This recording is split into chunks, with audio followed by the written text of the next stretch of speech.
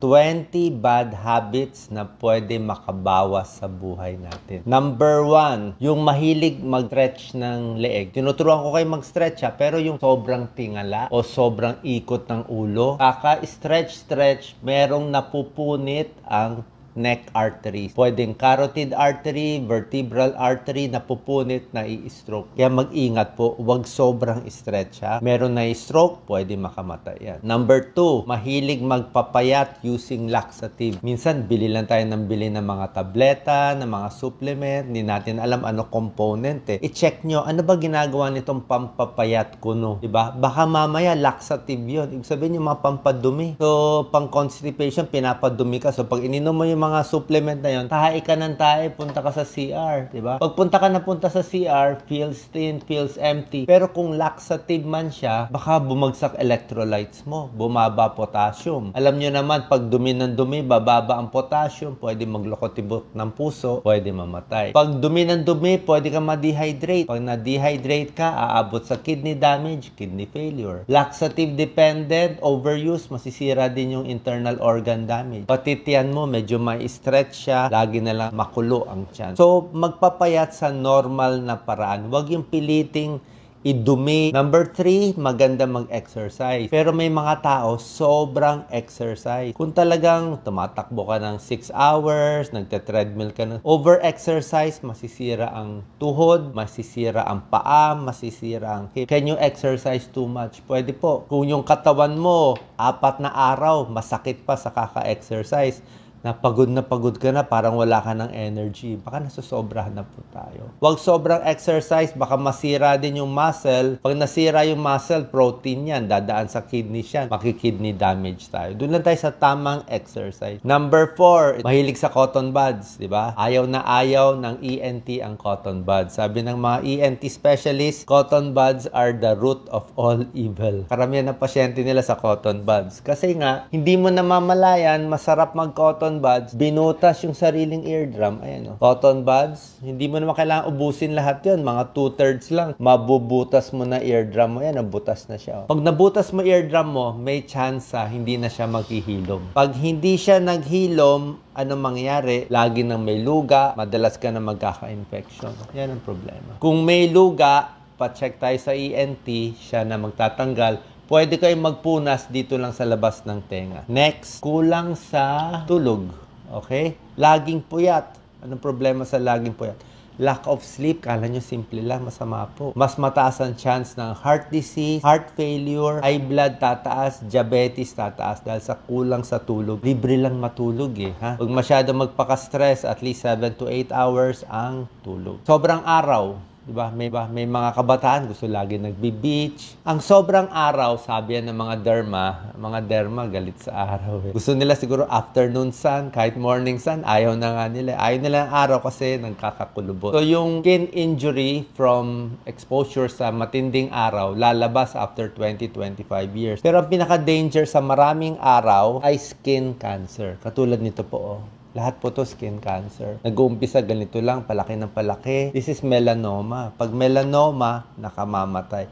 Very aggressive skin cancer from sun exposure. Kaya dapat mag-sunblock kayo. Sobrang lakas kumain. Ayan, simpleng bad habits, di ba? So, pag sobrang daming kinakain mo, pwedeng magkaroon ng heart disease, pwede obesity, pwedeng pancreatitis. Ayan po. Overeating. Busog na siya, kumakain pa rin. Number 8, spicy food challenge. Uso po ito ngayon, di ba? Mahilig tayo sa spicy food. Pero yung mga spicy food challenge, pag hindi kayo sanay sa spicy, baka sumakit ang tiyan nyo, mabutas pa ang tiyan. Saka ang sobrang spicy foods, hindi po maganda sa almoranas, hindi maganda sa prostate problem, anal fissure, yung mga hindi sanay. Kaya nga may warning eh. Ayan, may warning yung mga sa spicy foods eh. May allergy kayo sa sili, capsaicin. Kung kayo ay buntis, bawal yung sobrang spicy, may medical problems, pwedeng mahirapan huminga, pwedeng magsuka. At pag nahawakan mo yung sili, huwag ka hahawak-hawak sa mata kasi mahapdi siya, parang nakakasunog siya. Parang nasusunog yung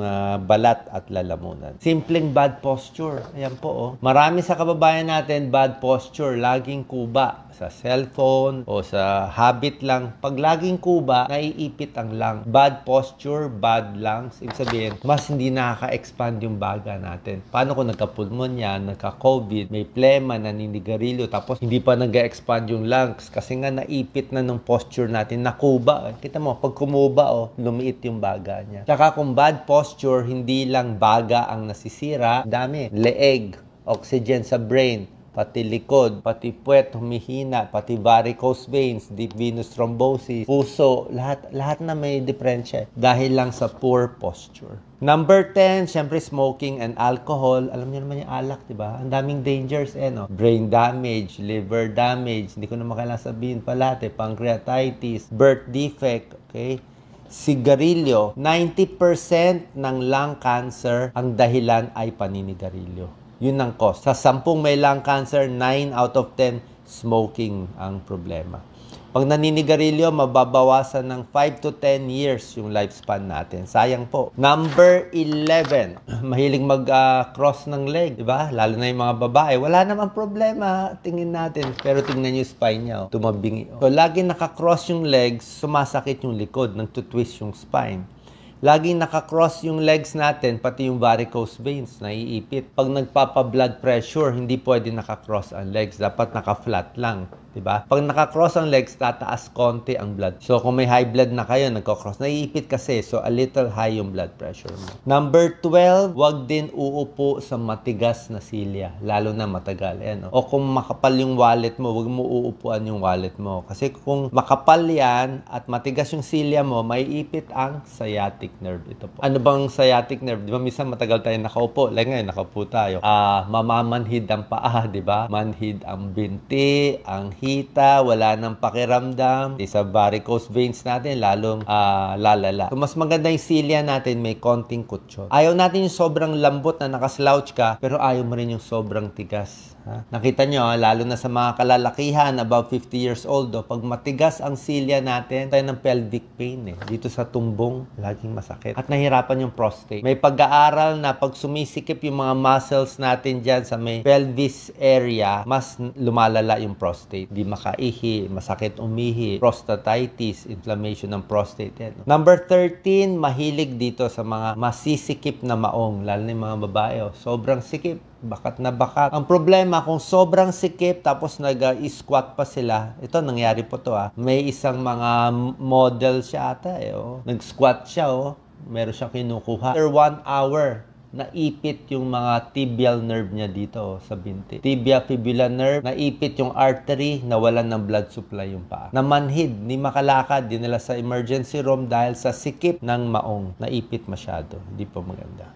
Ito, number 14. Ako, ayoko ng masisikip na necktie. Gusto ko talaga one size bigger. Kasi, pag saktong-sakto yan, ganito, pag inikot mo yung ulo mo, maiipit yung carotid artery. Kung naipit yung carotid artery, magkokolaps ka. Para kang sinasakal. Paano na kung dati ka nang may carotid problem? Sumisikip po to pag tumatanda tayo. Cholesterol, high blood, diabetes, pag tumatanda. Number 15, ito, sariling kasalanan. Inipit ang kamay. Diba? Inuunan ng kamay. Pwede mamanhid, maipit yung median nerve or ulnar nerve. Kung maipit mo lang naman ng 30 minutes, 1 hour, wala namang kaso, manhid-manhid lang. Pero may pagkakataon, lalo na sa mga lasing o tulog na tulog. Pag naipit mo yan ng mga 6 hours, sabi ng kaibigan natin, Dr. Epi Colliantes, neurologist, pag naipit mo ng 5 to 6 hours, pwedeng hindi mag-recover. Pwedeng magka-weakness ka na, hihina na yung kamay mo. So, wag na ipitin, mag-unan na lang. Ito, very common ngayon. Yung mga kabataan, lahat may neck pain, di ba? Kaka-cellphone, di ba? Yan, ito mali, ito tama. Tayo puro mali ang ginagawa natin kasi nakatungo. Dahil nakatungo tayo masyado, nai-strain yung dito sa likod. Sumasakit ang nabibigatan. So, kailangan gagawin natin 2-finger chin tuck. Yan. Tapos shoulder shrug. Yan. Okay? Tapos taas lang yung kamay. Number 17, may tinatawag na danger triangle. Alam to ng mga dermatologist, neurologist. Kasi yung blood supply dito, ang venous drainage nito, connected sa utak. So kung meron kang pigsa, tigyawat dito, wag mong titirisin. Kasi pag nag-infect, pwede pumunta sa utak. Mga buhok sa ilong, wag hihilahin. Kasi pag nangnana yan, pwede dumiretso sa utak. Brain infection, delikado. Yan ang danger triangle of the face. Kaya ito pa pinaka-oily na lugar, kaya ang daming pimples dyan, kaya ingat po tayo. Yung mga mahilig lumuhod sa simbahan o lumuluhod sa trabaho nila, construction worker, roofer, cleaner, lahat yan. Pare, mabilis ma-damage ang tuhod natin. Ang tuhod natin, very complex. Ang daming mga muscles dyan, talagang very important. Pag na-injure ang tuhod natin, baka habang buhay na hindi gagaling. Napakahirap. Pag mahina ang tuhod, hindi ka na makalakad, hindi ka maka-exercise, tataba ka na. Pag tumaba tayo, marami ng sakit. Number 9, yung matagal nakaupo. May pag-aaral po, pag 8 hours nakaupo, mas mabilis mamatay. Opo, tunay yon. More heart disease, more cancer, kasi nakaupo eh. Lahat na eh.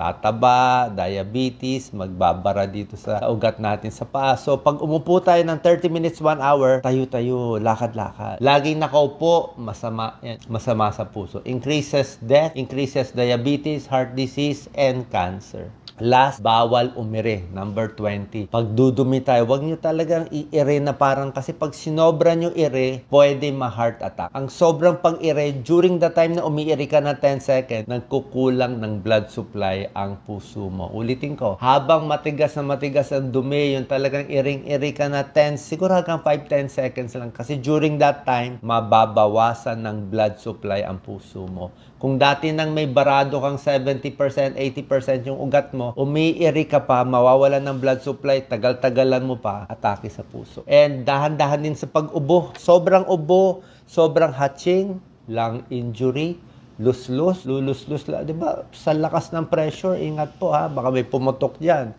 Half-puff coughing, isang hindi maganda, isang malakas na ayaw nila yan.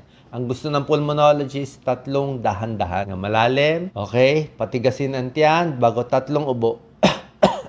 Ganun. Sana po nakatulong tong 20 tips. Simpleng-simple, di ba? 20 tips, pero marami dito ay delikado. Sana po hindi tayo magkamali na magkaroon nitong mga komplikasyon dahil sa simpleng gawain na hindi natin alam, masama pala. God bless po.